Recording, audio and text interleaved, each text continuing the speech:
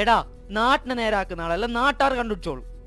60 കാസർഗോഡിന് വണ്ടി കയറി കൊറേ ഇങ്ങോട്ട് വരും. ചായൻ്റെത് MLA ആക്കണോ മന്ത്രി ആക്കണോ വെച്ച് കൊറേ നാട്ടിനെ നന്നാക്കുന്ന ആളെ ഞങ്ങൾ കണ്ടിട്ടാ. MLA ആക്കണമെന്ന് പറയുന്ന പ്രാന്തനെ ഫസ്റ്റാ കാണുന്നേ.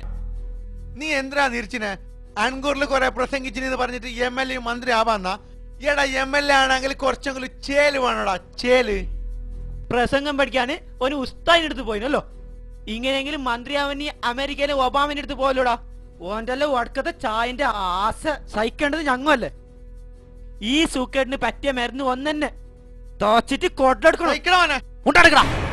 ഹംകിങ്ങളെ ഇനി എന്തെങ്കിലും മുണ്ടിക്കണ്ടല്ലോ മൂട്ടേക്ക് കുത്തു ഞാൻ.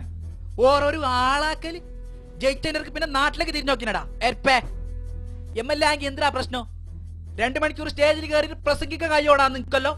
തൂറിപ്പൂ പാൻറില് നിന്നലെ ഉണ്ടാക്കിയതിന് മന്ത്രിയാക്കിട്ട് ഭൂമിയിലേക്ക് ഇറക്കിയല്ലേ. മന്ത്രിമാർക്ക് എന്താ 2 എണ്ണം ജാസ്തി ഉണ്ടാ. അല്ലാങ്ക നിന്റെ എല്ലാം മറ്റടുത്ത് നാടാ മയിലാട്ടിക്ക് കയറി കൊടുക്കുന്നത്. ഫിലിമിന്റെ ആളെ ചെയ്യലുണ്ടെങ്കിലേ ഓന് MLA ആക്കൂ. അന്നെങ്കിൽ സന്തോഷ് പണ്ഡിതിനെ കൂടെ MLA ആക്കടാ. ലാവും പോലും നടന്നിട്ടും ജാഥ പോയിട്ട് തന്നെടാ എല്ലാരും MLA മന്ത്രി ആയത്.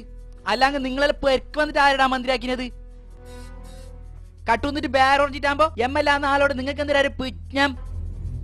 ഇതിന്റെ കയ്യും കാലും പൊളിച്ചിട്ട് ചവിട്ടി കൂട്ടു ഞാൻ.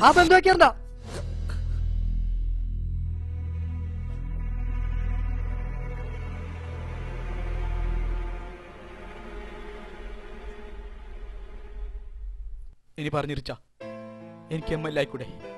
ഞാൻ നല്ല ചെയ്യല് പ്രസംഗിക്കുന്നില്ലേ? നിങ്ങൾക്ക് അതിശയില്ലേ? ഇല്ലേ? നാട്ടിലത്തെ ചങ്ങായിമാരോടൊക്കെ പേരിപ്പിച്ചിട്ടാ ഞാൻ ഇവിടത്തേക്ക് വന്നത്. ഇവിടുത്തെ റോഡിന്റെ കഥ എല്ലാം അറിയുമല്ലോ. അതൊന്നും ഞമ്മക്ക് നേരാക്കണ്ടേ? ഞങ്ങൾക്ക് കഴിയുന്നല്ല ഞാൻ ചെയ്യാം. ഞമ്മളെ നാട്ടുകാർക്ക് വേണ്ടിട്ട് കുറച്ച് കൊണ്ടൊന്നും ഞമ്മ ചെയ്യണ്ടേ? അതൊന്നും ചെയ്തില്ല നാട്ടുകാരെന്ന് വിചാരിച്ചാ അടുത്ത വോട്ടിനൊക്കെ എന്നെ സ്ഥാനാർത്ഥിച്ചാ ആവിച്ച